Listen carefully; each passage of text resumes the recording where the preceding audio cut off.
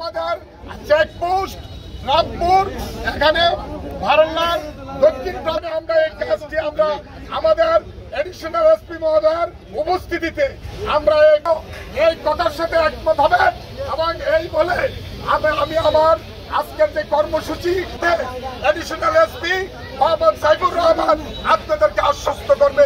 সবাইকে ধন্যবাদ। ওনার বক্তব্য পেশ করবেন।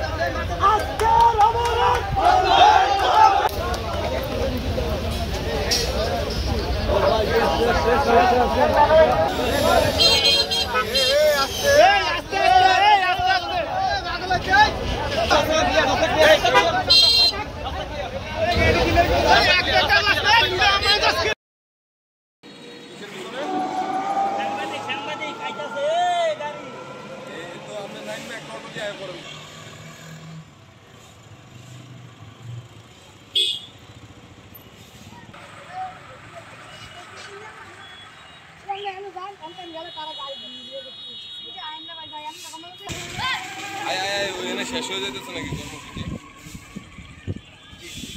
কাজ কেটে দেওয়া হয়েছে কিন্তু এখনো কাজের কোন আরম্ভ 25 সালে মিনিমাম 27 জন মারা গেছে।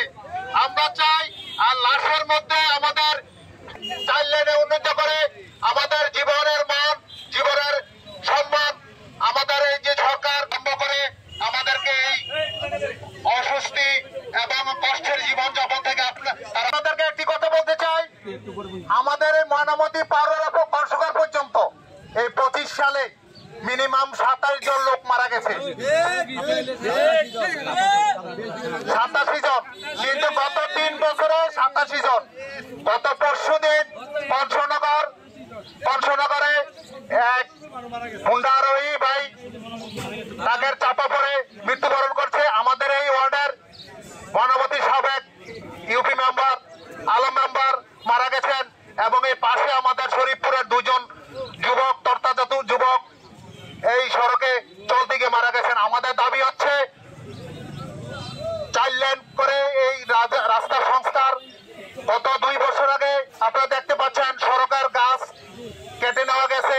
আমরা বুঝছিলাম যে অচিরে এই রাস্তার কাজ আরম্ভ হবে, কিন্তু দুঃখের বিষয় আজকে 1.5 বছর হয়ে গেছে কোনো কাজের নমুনা আমরা দেখতে পাচ্ছি না। আমরা জোরালো দাবি যাচ্ছি এই এলাকার পক্ষ থেকে যাতে অচিরেই এই 4 লেনের কাজ আরম্ভ করা হয়। আমাদের এই অবরোধ মিনিমাম 9টি পয়েন্টে অনুষ্ঠিত হচ্ছে। আমরা যারা যাত্রী আছেন শ্রমিক অসুবিধার জন্য আমরা দুঃখ প্রকাশ করছি। কিছু আমরা ঊর্ধ্বতন কর্তৃপক্ষের থেকে আশ্বাস পেয়েছি বিজ্ঞানিক আগামী 15 দিনের মধ্যে। এলাকাবাসী আপনারা জানেন কুমিল্লা সিলেট আঞ্চলিক মহাসড়কে প্রত্যেক বছরে অর্ধশতাধিক থেকে শুরু করে প্রায় 100খানেক লোক সড়ক দুর্ঘটনায় নিহত হয়। সেজন্য আমরা এলাকাবাসী সচেতন মহল আজকে অবস্থান কর্মসূচি এবং বিক্ষোভ সমাবেশের আয়োজন করি।